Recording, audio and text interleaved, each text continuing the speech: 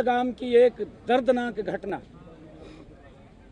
जिसमें हमारी बहन बेटियों के सिंदूर को उनकी आंखों के सामने वो पाकिस्तान के प्रायोजित आतंकवाद ने उजाड़ दिया था। आदरणीय मोदी जी ने ये संकल्प लिया था कि अब समय आ गया है इस आतंकवाद को मिट्टी में मिलाने का, इसकी बची हुई खुची जमीन को भी मिट्टी में मिलाने का समय आ गया है। आदरणीय मोदी जी के नेतृत्व के अंदर हमारे नौजवान साथियों ने, हमारे जांबाज साथियों ने, हमारे पराक्रमी साथियों ने पाकिस्तान की सरजमी के ऊपर जा करके जहां आतंकवाद की जड़ें थी, जहां से आतंकवाद निकलता था, उस भूमि को ही नेस्तनाबूद करने का काम किया है। हमारे लिए ये हमारी आर्मी ने देश के 140 करोड़ लोगों का गौरव बढ़ाया है और विश्व के अंदर हमारे सैनिकों की, हमारे देश की एक अलग जो छवि बनी है। हम किसी व्यक्ति के खिलाफ नहीं, हम आतंकवाद के खिलाफ है।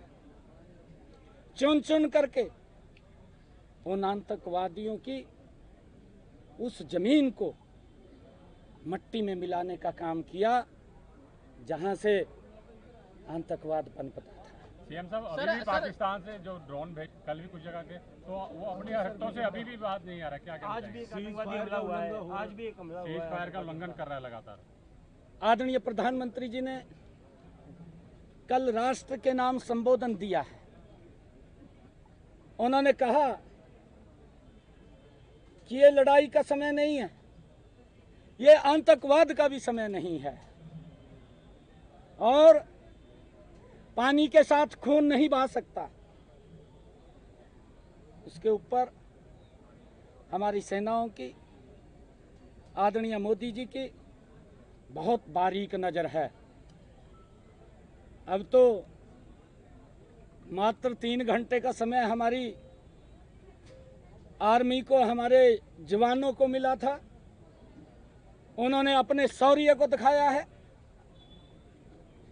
वहां के एयरबेस जिस प्रकार से नेस्तनाबूद किए हैं, 100 से ज्यादा आतंकवादी मिट्टी में मिलाने का उन्होंने मात्र 3 घंटे में काम किया सर। और उनके जहां से उनके केंद्र थे, जहां पर ट्रेनिंग कैंप थे, आतंकवादियों को ट्रेनिंग दे करके भारत के खिलाफ भेजा जाता था, उनको नेस्तनाबूद करने का काम किया है सर।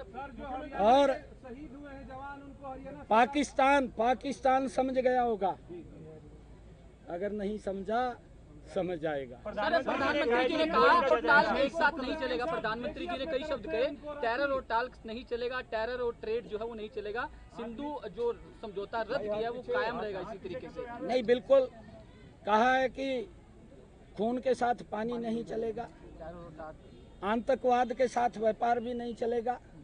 और उसका परिणाम है कि जितने पाकिस्तान के जो लोग भारत में वीजा पर आए हुए थे, उन सब को समय समय के ऊपर पहले तो जो वहाँ के राजदूत थे उसको बंद किया, उसको वापस पाकिस्तान भेजा।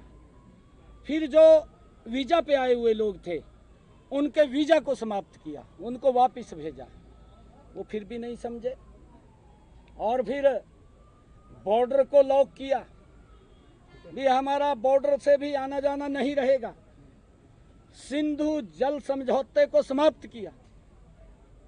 ये एक एक कदम आदरणीय प्रधानमंत्री जी सोच समझ करके आगे बढ़ रहे थे। पाकिस्तान को समझना चाहिए था कि हमें आतंकवाद के खिलाफ, जिससे भारत पीड़ित है, उसके खिलाफ कड़ी कार्रवाई करनी चाहिए। परंतु आज विश्व के सामने पाकिस्तान का वो चेहरा वो सामने आ गया है कि पाकिस्तान आतंकवाद प्रायोजित देश है, आतंकवाद को जन्म देने वाला है।